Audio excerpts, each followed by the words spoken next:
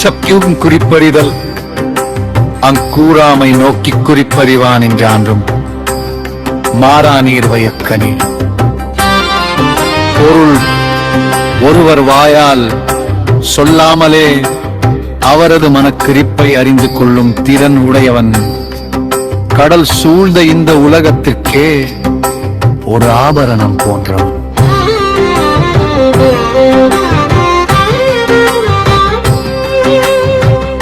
ஐயப்படாது அகத்தது உணர்வானை தெய்வத்தோடு ஒப்பக்கொள்ளல். பொருள் ஒருவரது மனதில் உள்ளதை சந்தேகத்திற்கு இடமில்லாமல் உணரக்கூடியவனை தெய்வத்திற்கு சமமாக மதிக்க வேண்டும். குறிப்பு குறிப்புணர்வாரை உறுப்பினுள் யாது கொடுத்து கொளல். பொருள் பிறருடைய மனக்குறிப்பை தன் குறிப்பால் அறியும் வல்லமை உடையவர்களை எதனை கொடுத்தாமது நமக்கு உதவியாளராகச் சேர்த்து கொள்ள வேண்டும். குறித்தது கூறாமை கொள்வாரோடேனை உறுப்போர் அணையர் வேறு அல்லர். பொருள் மனதில் நினைப்பதை கூறாமலே உணர்ந்து கொள்பவர்களோடு ஒப்பிடும்போது அந்த திறன் இல்லாதவர்கள் மற்ற உறுப்புகள் எல்லாம் சரியாக இருந்தாலும் மரக்கட்டைக்கு சமமானவர்களே. குறிப்பறியாவாயின் உறுப்பினுள் எவு கோளம் ஏனை தங்கள். பொருள் ஒருவரது மனக்குறிப்பை அவரது கண்கள் காட்டும் போதே அறிந்து கொள்ள முடியாவிட்டார் ஒருவரது முகத்தில் இருக்கும் கண்களால் வேறு என்ன பயன்? அடுத்தது காட்டும் பளிங்கு போமிங்கும் தடுத்தது காட்டும் முகம். பொருள் தன்னை அடுத்த பொருளின் நிறத்தை பளிங்கு அப்படியே பிரதிபலிக்கும். அதுபோல ஒருவரது மனதில் உள்ளதை அவரது முகம் அப்படியே காட்டிவிடும். முகமுறக்கின்று உதக்குறைந்தது உண்டோ உவப்பிடும் தாயினும் என் தான் முந்துரும். பொருள் ஒருவன் மகிழ்ந்தாலும் அல்லது கோபித்தாலும் அவரது மனதிற்கு முன்னால் முகம் அதனை தெரிவித்துவிடும். எனவே முகத்தை விட அறிவுமிக்க உறுப்பு வேறு உண்டோ? முகம் நோக்கி நிற்காமையுமே அகம் நோக்கி உற்றது உணர்வார் பெரின்.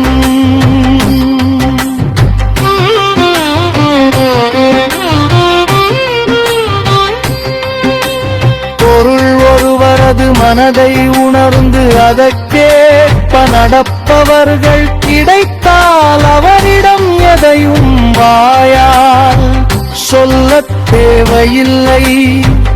அவர் முகம் பார்த்து நின்றாலே போதுமானது.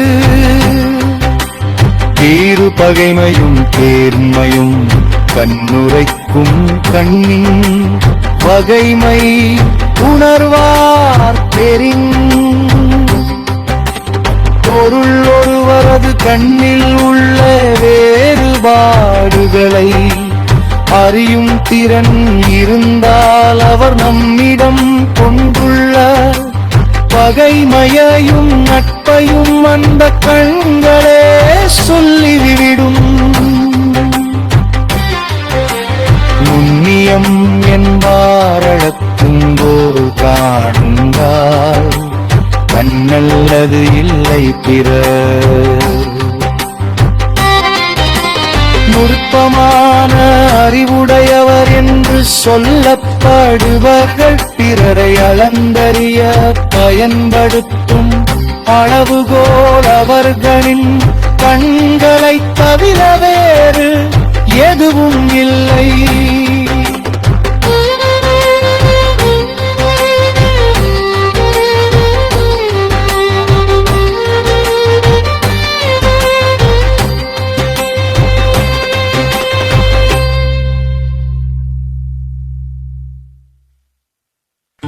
சரறிவன் குறிப்பறிதில் அங்கூராமை நோக்கிக் குறிப்பறிவானில் யான்றும் மாறாநீர் வையக்கனே.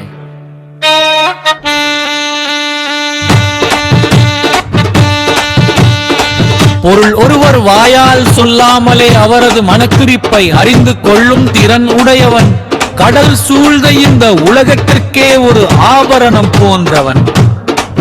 ஐயப்படாத அகத்தது உணர்வானை தெய்வத்தோடு பக்கொழல். பொருள் ஒருவரது மனதில் உள்ளதை சந்தேகத்திற்கு இடமில்லாமல் உணரக்கூடியவனை தெய்வத்திற்கு சமமாக மதிக்க வேண்டும். குறித்த குறிப்புணர்வாரை உறுப்பினுள் யாது கொடுத்துக் கொள்ளல்.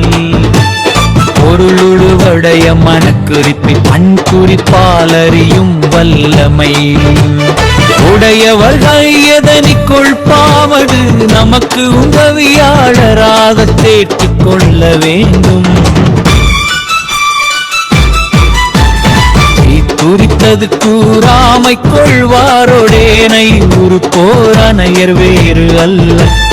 மனதில் நினைப்பதை கூறாமலே உணர்ந்து கொள்பவர்களோடு விடும் போடு அந்த திறமில்லாதவர்கள் மற்ற உறுப்புகள் எல்லாம் சரியாக இருந்தாலும்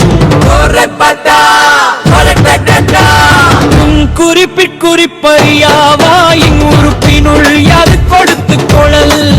பொருள் ஒருவரது மனக்கிழிப்பை அவரது இந்த காட்டும் போதே பொருள் அறிந்து கொள்ள முடியாவிட்டால் ஒருவரது முகத்தில் இருக்கும் கண்களால் வேறு என்ன பயன். அடுத்தது காட்டும் பளிங்கு போல் நெஞ்சம் கடுத்தது காட்டும் முகம். தன்னை அடுத்த பொருளின் நிறத்தை பளிங்கியப்படி பிரதிபலிக்கும். அதுபோல ஒருவரது மனதில் உள்ளதை அவரது முகம் அப்படியே காட்டிவிடும். இனவி முகத்தின் முதுக்குறைந்தது உண்டோ உவப்பினும் காயினும் தான் முந்துரும் ஒருவன் மகிழலும் மல்லது கோபித்தாலும் அவனது மனதிற்கு முன்னால் முகம் அதனை தெரிவித்து விடும். எனவே முகத்தை விட அறிவு மிக்க உறுப்பு வேறு உண்டோ?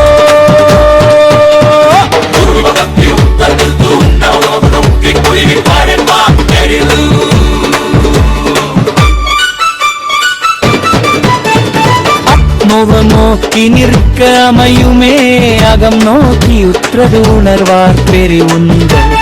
பொருள் ஒருவரது மனதை உணர்ந்து அதற்கேற்ப நடப்பவர் கிடைத்தால் அவர் எதையும் வாயால் சொல்ல தேவையில்லை. அவர் முகம் பார்த்து நின்றாலே போதுமானது. நீ பகைமையும் கேள்மையும் பங்கையுடைக்கும் கண்ணின் பகைமை உணர்வா பெரும் ஒருவரது கண்ணில் சொல்ல வேறுபாடுகளை அறியும் திறன் இருந்தா அவர் நம்மிடம் ஒத்துள்ள பகைமையையும் நட்பையும் அந்த கண்களே சொல்லிவிடும். புண்ணியம் என்பாளக்கும் போல் காயும் நான் நன்றல்லது இல்லை பிற. துர்பமான அறிவுடையவை என்று சொல்ல புகழ்பவர்கள் அளந்தறிய பயன்படுத்தும் அளவுகோல் அவர்களின் கண்களை தவிர வேறெதுவும் இல்லை.